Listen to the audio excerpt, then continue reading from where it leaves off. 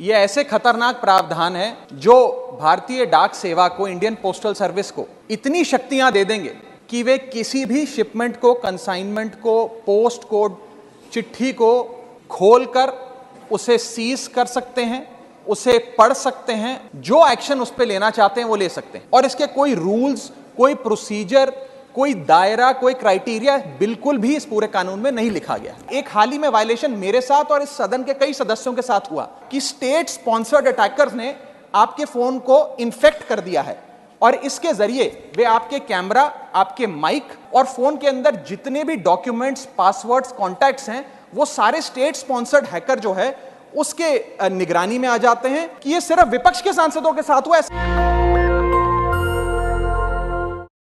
115 दिन के सस्पेंशन समाप्त होने पर पहली बार इस सदन में बोलने जा रहा हूं और मैं आम आदमी पार्टी की ओर से द पोस्ट ऑफिस बिल 2023 को अपोज करने के लिए खड़ा हुआ हूं, इसका विरोध करने के लिए खड़ा हूं।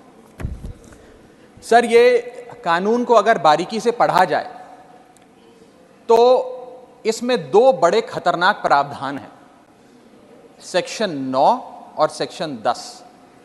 ये ऐसे खतरनाक प्रावधान हैं जो भारतीय डाक सेवा को, इंडियन पोस्टल सर्विस को इतनी शक्तियां दे देंगे कि वे किसी भी शिपमेंट को, कंसाइनमेंट को, पोस्ट कोड, चिट्ठी को खोलकर उसे सीज कर सकते हैं, उसे पढ़ सकते हैं, उसे इंटरसेप्ट कर सकते हैं और उसके सब्सिक्वेंटली जो एक्शन उस पर लेना चाहते हैं वो ले सकते हैं। और इसके कोई रूल्स, कोई प्रोसीजर, कोई दायरा, कोई क्राइटेरिया बिल्कुल भी इस पूरे कानून में नहीं लिखा गया। मैं पहले सेक्शन 9 पढ़ के सुनाना चाहूंगा, फिर विस्तार से अपनी बात रखूंगा। सेक्शन 9 कहता है, the central government may by notification empower any officer to cause any item in course of transmission by the post office to be intercepted, opened or detained in the interest of 1. security of state, 2. friendly relations with foreign states, 3. public order, 4. emergency, and 5. upon the occurrence of any contravention of any provisions of this act or any other law for the time being in force। यानी कि इन 5 scenarios में पूरी शक्ति है Indian postal office को कि वो किसी के भी डाक को या कंसाइनमेंट शिपमेंट को इंटरसेप्ट कर सकती है, डिटेन कर सकती है, खोल सकती है। इसमें 7 बड़ी समस्याएं हैं जो मैं आपके सामने रखना चाहूंगा। पहला है बिग ब्रदर सिंड्रोम, यानी कि हर तरीके से अपने नागरिकों पर सर्वेलेंस रखना, वो क्या कम्युनिकेट कर रहे हैं, क्या बातचीत कर रहे हैं, चिट्ठी पत्र में क्या लिखकर भेज रहे हैं, उस पर सरकार की आंखें रहें, सरकार को मालूम रहे।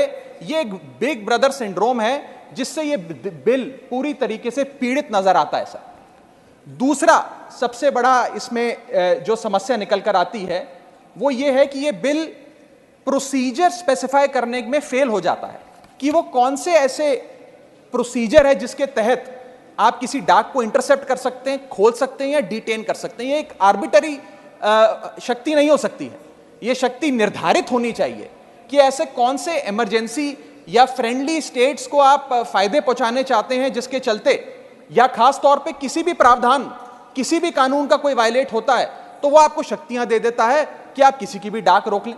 ये इसमें दूसरी बड़ी खामी है। सर, तीसरी बड़ी खामी है कि जिन ग्राउंड्स को स्पेसिफाई किया गया है कि किन ग्राउंड्स के तहत आप किसी के भी डाक को या शिपमेंट को खोल सकते हैं, कॉन्फिस्केट कर सकते हैं, इंटरसेप्ट कर सकते हैं, वो ग्राउंड्स बहुत वेग हैं। वो किसी भी शिपमेंट को रोकने के लिए या किसी भी कंसाइनमेंट या चिट्ठी या डाक को रोकने के लिए कोई भी कानून पकड़कर या कोई भी मनगढ़ंत कहानी बनाकर आप उसे रोक सकते हैं। इतने वेग ग्राउंड्स ये कानून भारतीय डाक सेवा को देने जा रहा है। चौथा और सबसे बड़ा खतरा जो इस बिल से है कि जो अफसर इसको इंटरसेप्ट करेगा या कॉन्फिस्केट करेगा, अगर वो अफसर गलत पाया जाता है तो उसके खिलाफ कोई एक्शन नहीं लिया जाएगा, उसे पूरी आजादी है। 5वां आर्टिकल 19 और आर्टिकल 21 का वायलेशन है। सर, इसके साथ एक और मैं खतरनाक चीज बताना चाहूंगा कि ये राइट टू प्रिवेसी जो है, ये राइट टू प्रिवेसी का वायलेशन है। और राइट टू प्रिवेसी का एक हाल ही में वायलेशन मेरे साथ और इस सदन के कई सदस्यों के साथ हुआ, जब हमें अपने स्मार्टफोन पर एप्पल के स्मार्टफोन पर एक नोटिफिकेशन आया, जिस नोटिफिकेशन में सर ये लिखा गया कि स्टेट स्पॉन्सर्ड अटैकर्स ने आपके फोन को इन्फेक्ट कर दिया है और इसके जरिए वे आपके कैमरा, आपके माइक, फोन का जो माइक होता है और फोन के अंदर जितने भी डॉक्यूमेंट्स, पासवर्ड्स, कॉन्टैक्ट्स हैं, वो सारे स्टेट स्पॉन्सर्ड हैकर जो है उसके निगरानी में आ जाते हैं, उसकी पोजीशन में आ जाते हैं। ये किसी साधारण व्यक्ति के साथ नहीं सर, देश के कई सांसदों के साथ हुआ। और दिलचस्पी की बात यह है और खतरनाक बात मैं कहूं वो ये है कि ये सिर्फ विपक्ष के सांसदों के साथ हुआ, ऐसा जानकारी आई, और इसमें एक शायद सत्ताधारी पक्ष के भी सांसद थे। ज्यादातर जो लोग इसमें पाए गए, जितनी मैंने रिपोर्ट्स पढ़ी, उसके मुताबिक विपक्ष के या सरकार के आलोचक थे।